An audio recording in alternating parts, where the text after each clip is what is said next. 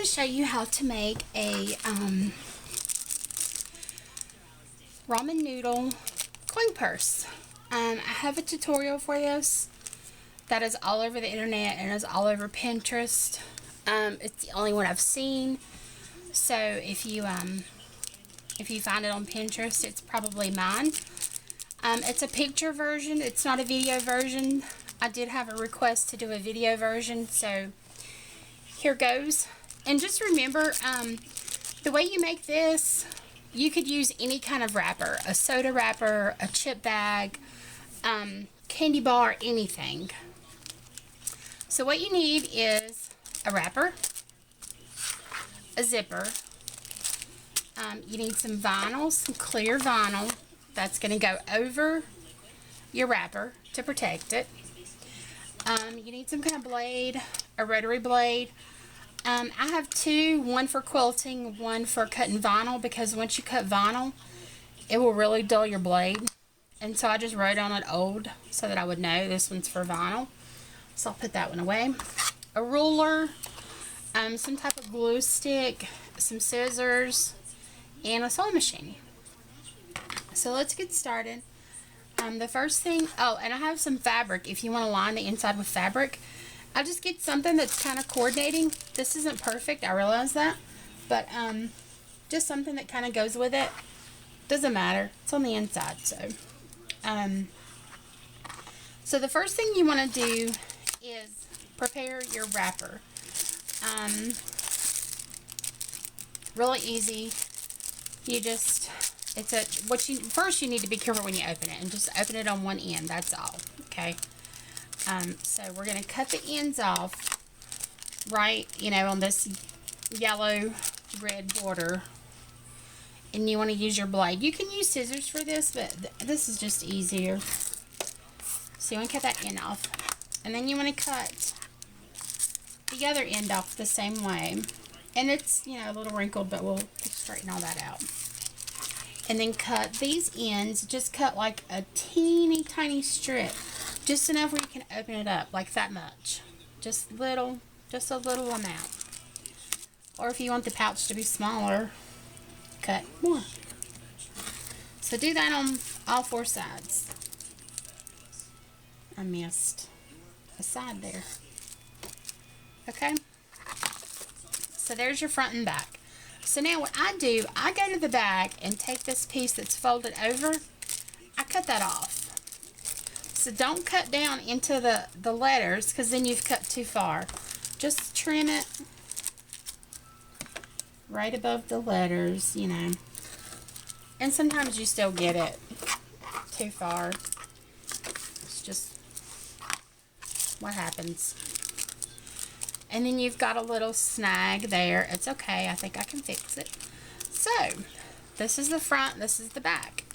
So now what you want to do, you have to cover each piece in vinyl, front and back. Okay? So we're going to take our glue stick and just glue all over the front of this. Or the back. You can start with the front or back. It doesn't matter. Okay, once you get it covered in glue, stick it down on your vinyl. I cut my vinyl pieces a little bit bigger for this, just so hopefully you guys can see it. This glue, it may look white or cloudy now, but it dries clear, so it's perfect. And most glue sticks, other than the blue, will dry clear. Okay, so now you want to put glue on the back and put another piece of vinyl. Put a piece of vinyl on the front, a piece of vinyl on the back. This is, I think, 6 or 8 gauge vinyl. I'm not sure. I know a lot of people use, you can buy clear vinyl tablecloths like at Walmart. They're all folded up. You can use those. You can use the vinyl cases that sheets and pillowcases come in. I've used those before, but this is actually vinyl I got from fabric.com, and I get it like at 10 foot at a time, or 10 yards at a time. So, okay, so now we're going to try to even up some of these lines because, you know, I didn't cut them the straightest. So now you want to use your ruler and just kind of even some of them up before you sew it. It always helps to do that. So we have the vinyl on the front and the back. There's no specific time to wait for it to dry. And actually, I encourage you to go ahead and sew right after you do this because it's still soft and very pliable, because you're going to have to turn this inside out. And that's the hardest part of making these, I think, is turn them inside out. If you go ahead and glue this on here and then you leave it overnight, tomorrow it's going to be stiff. And that's going to be really hard to work with. I learned that lesson quickly. So now we're going to glue vinyl on the back piece. And this is our back piece.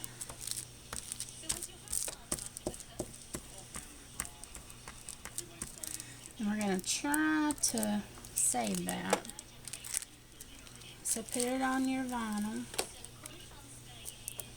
And then you can mend that back together almost perfectly.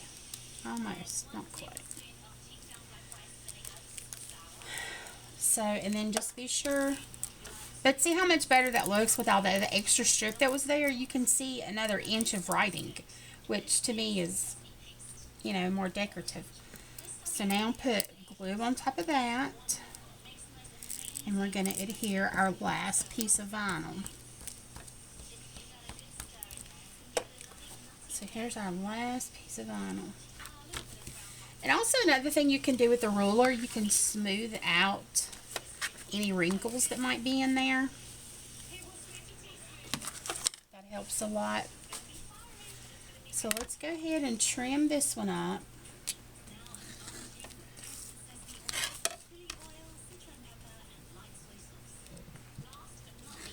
All four sides.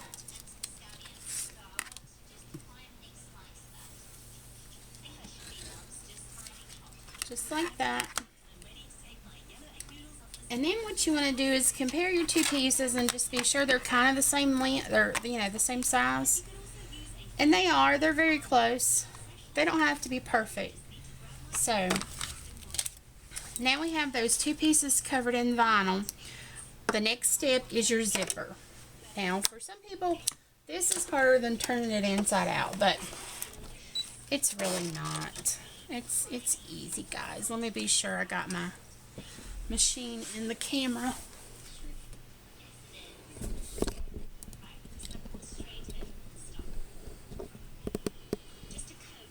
Okay. So now for your zipper. Zipper side up with your zipper down here.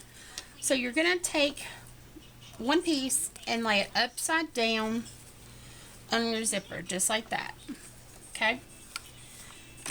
And you're just going to sew a straight stitch, back stitch a little.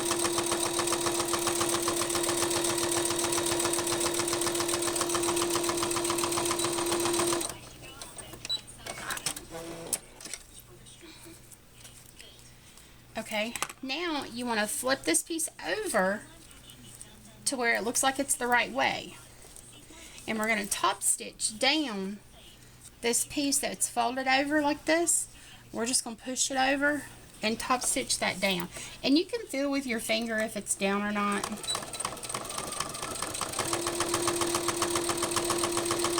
Kind of gives it a more professional look, you know. I think it looks a lot better.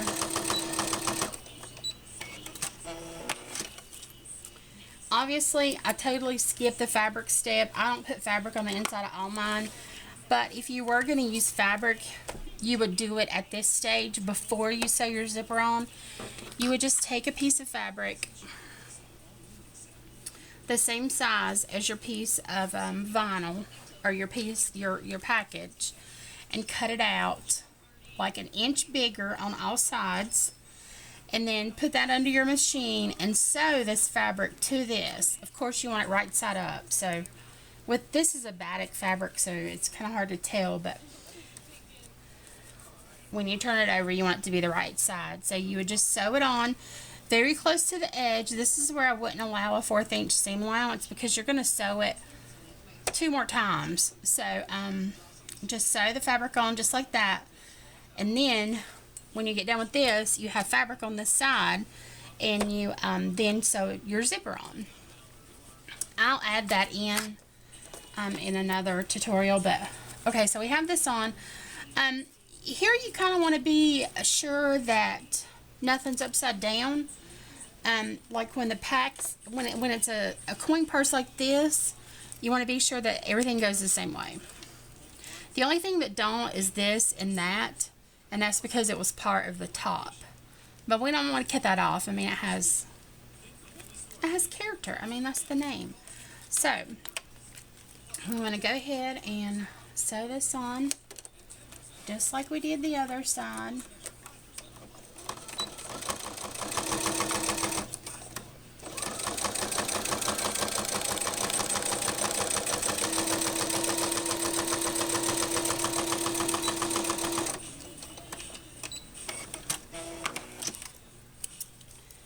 And then flip it over and do the same thing, top stitch down the side.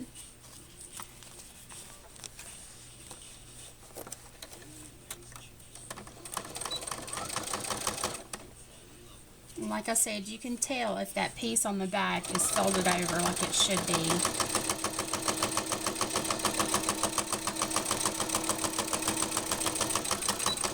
I've heard a lot of people say that their vinyl, they have trouble with the vinyl sticking to the plate and to their presser foot. I don't really have that problem, so I don't know if it's just the kind of vinyl they're using. But in my picture tutorial, that was a major problem. Okay, so now we're going to sew it inside out because it just looks better. So what you want to do is open, or I'm going to go ahead and trim the zipper first. This is a vinyl zipper or a nylon zipper, and with a nylon you can cut it so easily, and you can even put your needle through it.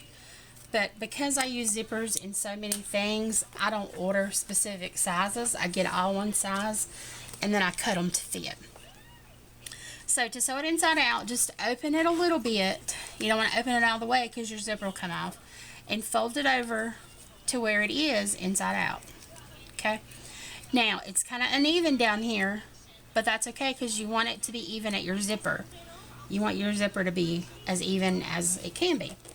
So we're going to sew up one side with a straight stitch.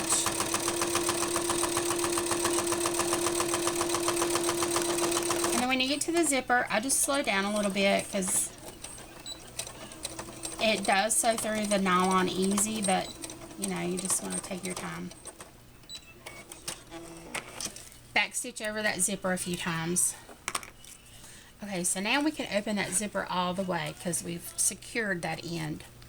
So now we're going to be sure it's still straight, and we're going to sew up the bottom and the other side.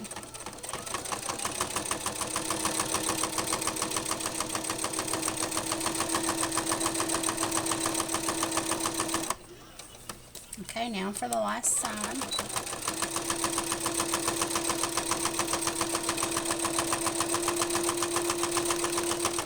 Okay, we're to the zipper's edge, so just back stitch back and forth 3 or 4 times.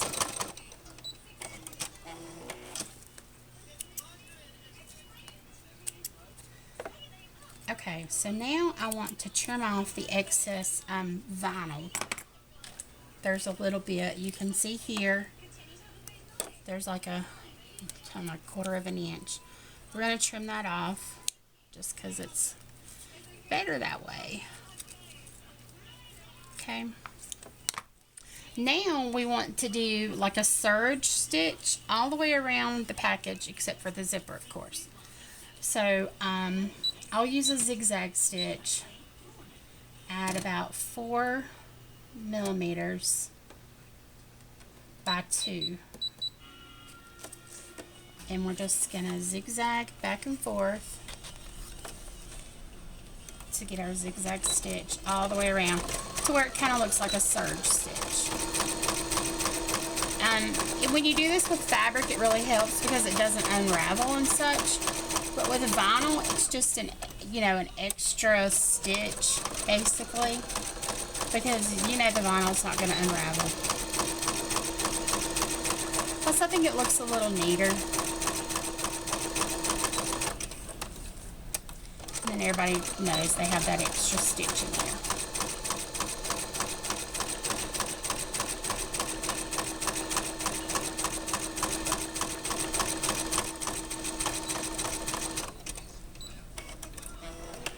Okay, so essentially at this point we are done sewing your package.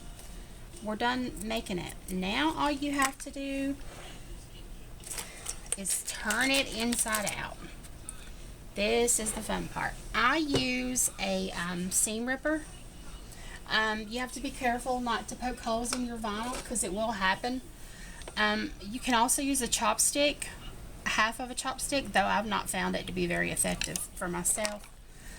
So what you want to do is open the zipper all the way to where it's all the way open, and then just start turning it inside out.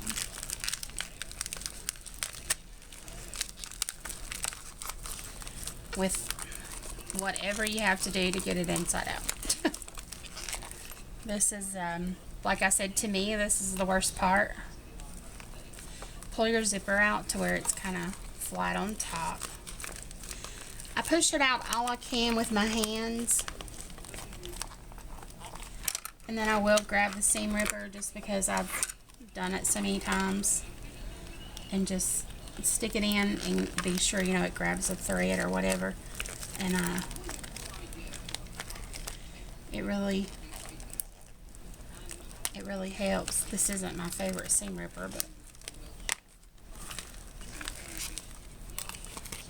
it just really takes some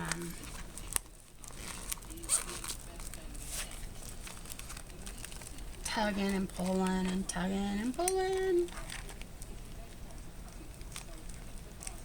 But you'll figure out what works best for you. I have seen some for sale that the corners and such aren't even pulled out. I guess they didn't think that was an important step. I do. I mean, especially if you're going to sell them. I do sell these. And I sell lots of them. So,